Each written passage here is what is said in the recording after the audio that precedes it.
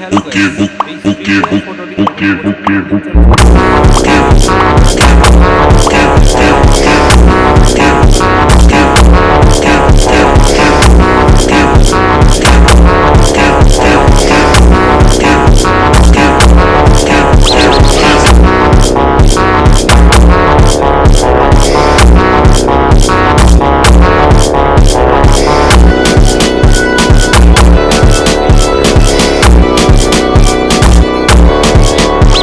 Open করে এখানে search করতে হবে শ্রীনাথ 001। যখনই সার্চ করবে উপরে সাইটটি পেয়ে যাবে, সাইডে ক্লিক করবে। সাইডে ক্লিক করার পর উপরে সার্চ করবে AI04। যখনই সার্চ করবে তোমাদের সামনে এই প্রজেক্টটি চলে আসবে।